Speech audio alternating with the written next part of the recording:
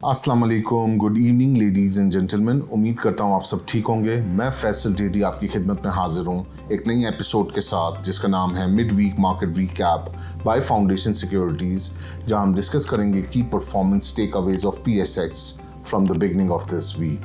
अगर हम performance level पे निगाह डालें तो पीर वाले दिन KSE 100 index opens at 85,500 index point के साथ, और आज वेडनेसडे के दिन it manages and settle to conclude at 86,200 index point के साथ।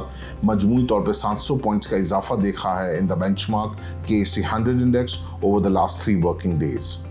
अगर हम लिक्विडिटी फैक्टर पे निगाह डालें तो पीर वाले दिन बड़े हेल्दी वॉल्यूम्स नजर आए और ओवरऑल 263 मिलियन शेयर्स का बकेट में काम हुआ है इन the benchmark KSE 100 index, followed by Tuesday के दिन 251 मिलियन शेयर्स का काम देखा गया, और आज वेडनेसडे के दिन मजमूई तौर पर 259 मिलियन शेयर्स का काम देखा गया in the benchmark KSE 100 index, up by almost 5% on day basis.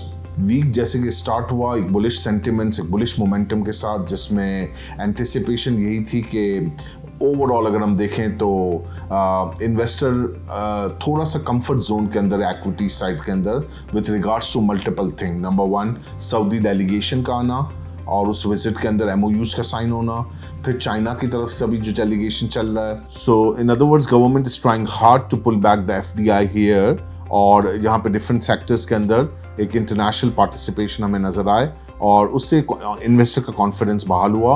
और साथ ही साथ अगर हम थोड़ा पास में चले जाएं तो एक फॉरेन सेलिंग का दबदबा था बाजार के अंदर, उसमें भी हमने देखा कि FTSE की रीबैलेंसिंग, MSCI की रीबैलेंसिंग, उन दोनों के अंदर हमने कदरन बहुत बेहतर तरीके से लिक्विडिटी का आता हुआ देखा, लोकल इंस्टीट्यूशंस की तरफ से भी और इंडिविजुअल्स की तरफ से भी, और वो भी बहुत अच्छे तरीके से मार्केट में एब्जॉर्ब हो गई।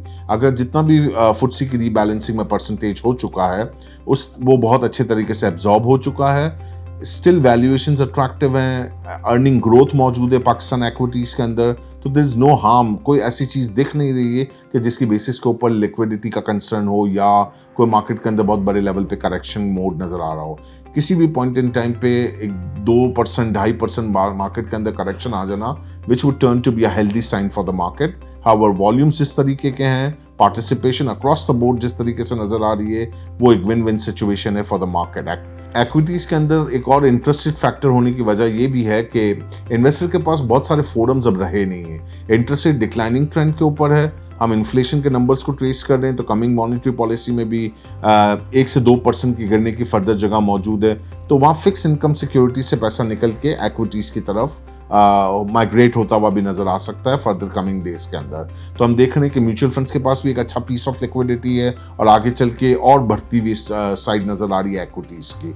और जिस तरीके से लिक्विडिटी अच्छी रहेगी, नए नए सेक्टर्स एक्सप्लोर होंगे, नई वैल्यू स्टॉक्स आइडेंटिफाइड होंगी। जिस तरीके से हमने देखा कि कुछ स्टॉक्स पिछले दिनों में परफॉर्म नहीं कर पाए थे, इन दिनों में हमने देखा कि रिफाइनरी सेक्टर ने भी अच्छा परफॉर्म कर दिया, और वो साइड बोर्ड्स जो बिल्कुल साइलेंट मोड में थे उनके अंदर भी एक हैपनिंग और एक्टिविटी नजर आई in terms of volume. So I believe from the sales perspective one should stay focused on the high dividend yield stocks long term portfolio के अंदर, जिनमें आगे भी लिक्विडिटी का कोई प्रॉब्लम नहीं होगा और अच्छे लेवल्स पे सपोर्ट लेवल्स मौजूद रहेंगे, और थोड़ा सा कंसर्न इंडेक्स लेवल के ऊपर ज़रूर होगा। आई बिलीव अगर थोड़ी करेक्शन मोड में आ जाए मार्केट तो वो एक बहुत हेल्दी साइन होगा for the fresh buying. Till then, please share your valuable feedback here at info@fs.com.pk. Your valuable feedback is really important to us. Till then, I Faisal JD signing off. Take very good care of yourself and your investment too. Have a pleasant evening. Goodbye.